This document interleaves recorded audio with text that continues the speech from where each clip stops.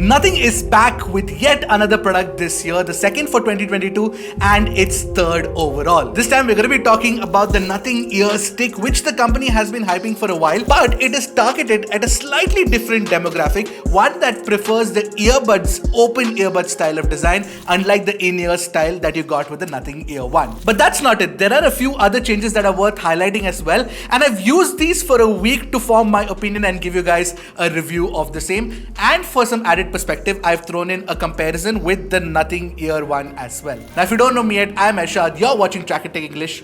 Let's check this out, shall we?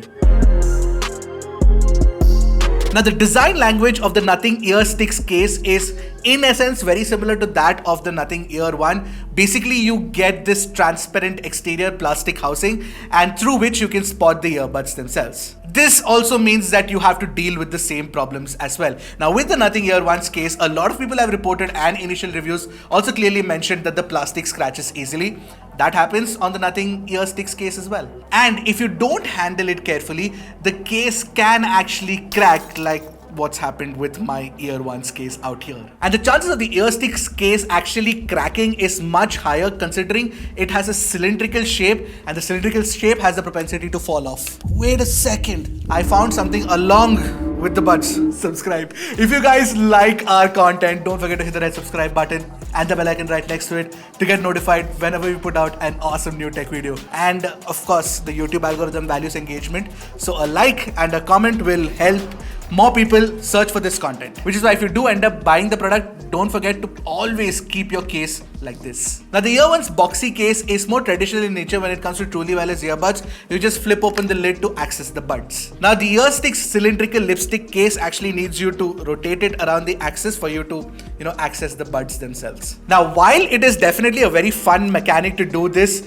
you cannot avoid the fact that dust and grime do enter it very easily, and then to remove that becomes a pain. Now, it's not like the Ear 1's case didn't attract dust and grime, but you could at least clean it very easily and you could reach every nook and cranny, which is of course not going to be easy on the Ear Stick. And therefore, the Ear Stick definitely needs a black variant really soon. Now, apart from that, you've got the USB Type-C port at the bottom, the circuitry for which I'm presuming is inside this red plastic piece, which has a very modern design. Right next to it is that metal pairing button, which is inside this metal cylindrical enclosure as well. The design of most Nothing products, including the Phone 1, the Ear Stick and the Ear 1, are all very high fashion and high piece-to-piecing in nature, and I'm sure that most folks who love and appreciate good fashion will definitely love this as well. By the way, the buds are held together by very strong magnets inside the case and they do not fall off very easily. Now, talking about the buds design of the Ear Stick, it's very similar to that of the Nothing Ear 1.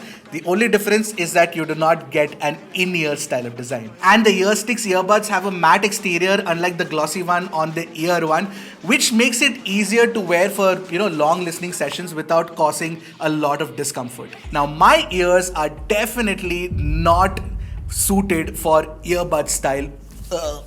Now, this is the time I must raise this very pertinent point. My ears are not suited for the earbud style design. I find them very uncomfortable to wear and they generally don't fit me too well either. And most of the time I'm worried that these will fall out of my ears. However, my fears are kind of unwarranted because in my unscientific vigorous head shake test, they don't really fall off that easily. And for what it is worth, my wife loves the fit and she's not a fan of the in-ear monitor style and generally prefers using an AirPods 3 over an AirPods Pro as well. And for those folks, I'm sure that this will be very comfortable for long listening sessions. Also, the buds come with IP52 ratings, so they're sweat proof for when you're working out. Now, honestly, if you ask me, I do like the design of the Ear Sticks case. It's a very personal opinion and I think that this will be a great conversation starter at parties. But I do have a very strong feeling that women are going to vibe harder with this whole lipstick design aesthetic that the Ear Stick has going for itself. Now that we've spoken about the design, the best new addition or feature addition to the Nothing Ear Stick is the support for Google's Fast Pair solution and Microsoft's Swift Pair solution as well, both of which are open standards. But I am still disappointed that you do not get any multi-point connectivity support, which means that you cannot connect to two devices at the same time. Now, I did test out the low latency mode and it definitely reduces the latency, but not so much that you would want to chuck out your, wired earphones for that zero latency supremacy. Now, the other change is that all the settings that you need to access for the Nothing Ear 1 have moved to the Nothing Phone 1's Bluetooth page. And the app support for iOS and Android devices is now on an app called Nothing X, which is basically an updated version of the Nothing Ear 1 app. And that was absolutely necessary considering the portfolio is now growing, and I do still like the design language a lot with that, whole dot matrix theme that Nothing has going for itself. Using the app, you can map the controls, trigger the low latency mode, toggle the in-ear detection on or off, use Find My Earbuds, and adjust the equalizer setting, including an option for custom EQ now, which I will talk about in the sound section of the review. Another major change to the ear stick from the Ear 1 is that the gesture controls have now made way for pinch controls. Single pinch pauses the music, double press skips forward, triple press skips back, press and hold increases or decreases the volume, and you can also tune double press and hold for any command like triggering a voice assistant. And of course, you can change all of these commands from the app settings. I do like this whole pinching system better than the gesture system, primarily because you get that, accurate feedback with that voice indication that you have on, the Nothing Ear stick, which is very similar to what you get with the AirPods Pro. That said, sliding up and down the stem to actually increase or decrease the volume, which is available on the Nothing Ear 1, is actually better, and that should have stayed. There's also in-ear detection available on the Nothing Ear stick, which lets you automatically play or pause music when you have them in your ear or take them off, and it has been tuned very, very well. Overall, the controls, the app settings and features, all of that are great on the Nothing Ear stick, but I genuinely feel that multi-point connectivity would have made it much better. Alright, the ear stick has a couple of 12.6mm drivers inside each housing, and those are custom drivers upgraded from the 11.6mm driver units inside the Nothing Ear 1. And there's a bass lock feature which works in conjunction with the in-ear detection to ensure that the bass doesn't bleed if you do not get the right fit. Now, before I talk about the sound signature, there are two problems that you must know of. Firstly, there's bound to be a lot of sound leakage, especially at very high volumes. Secondly, you will not get any sort of isolation, whether it's passive isolation or active noise cancellation. None of that is going to be possible.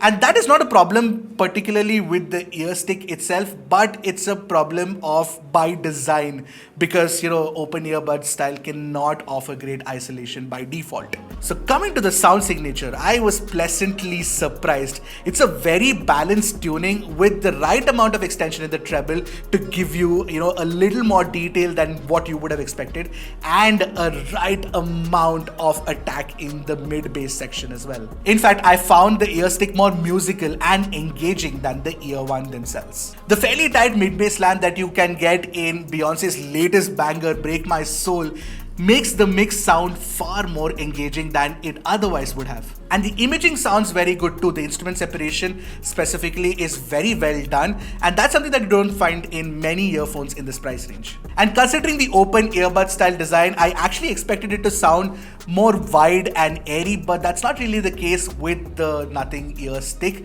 It would have been better if the audio engineers could have sort of made the soundstage sound slightly more wider, and in that process they would have appeased the audio files as well. So the custom EQ setting that Nothing has added just gives you an option to adjust the bass, the mids and the treble, but I think it's trying to appeal to the masses out here to make it easier for them to sort of change that according to what their preference would be. But more professional users would have actually preferred granular controls with multiple stops available at their disposal. Also, what I noticed when I was custom EQing is that if you push the bass and the treble even 2 stops higher than general, then you will notice that there is a lot of distortion that happens above 80% volume. Not that you should listen to music at above 80% volume, because these can get really loud.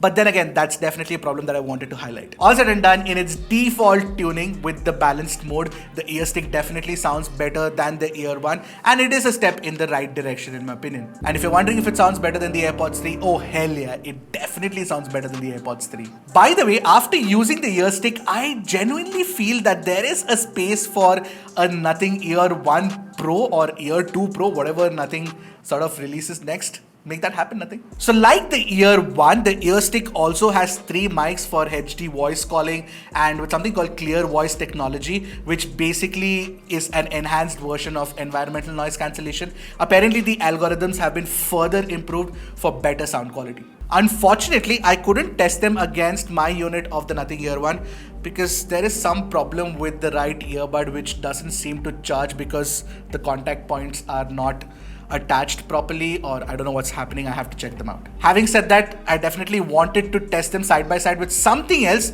so I got the Oppo Enco X2. And I must say this, the Nothing Ear Stick's mic's quality is definitely much better and sounds far less muffled compared to the Enco X2. In fact, why don't you take a listen for yourself and let me know what you think in the comment section below.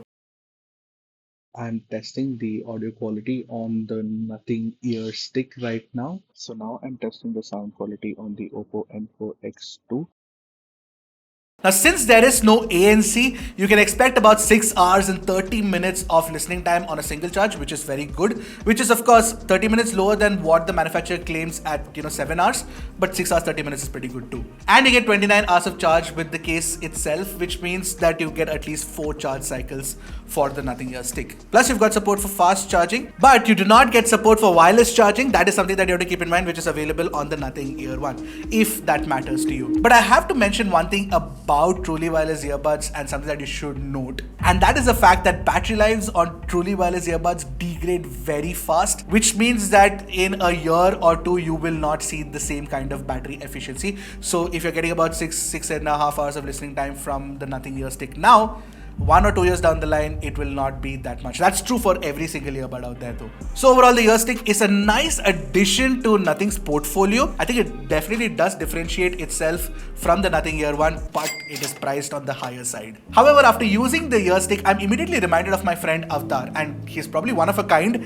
and he absolutely hates in-ear style monitors, and he definitely prefers these open earbud style earphones. He's also an audio nerd, so audio quality matters to him a lot. In fact, he rips a lot of vinyls as well. In fact, Avtar, if you're watching the video, do comment below so people can talk to you as well. And I remember recommending the VE Monks to him. He liked it so much that he ended up picking up 2 pairs. And for those who don't know the VE Monk, it's a legendary pair of open earbud style wired earphones that are available for so cheap that people were shocked at the kind of quality that you can get with it. Now, whether I like the VE Monks or not is secondary, but Avtar would definitely be interested in the Nothing Ear Stick. And considering the AirPods is one of the best selling Truly Wireless earbuds in the world, I definitely feel there is a big market for this as well. Alright, so it's a lot of context setting. I hope you guys got what I'm trying to say.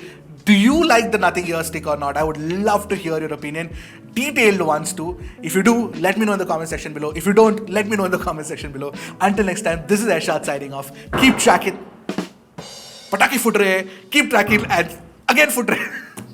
Until next time, this is Arshad signing off. Keep tracking and stay safe.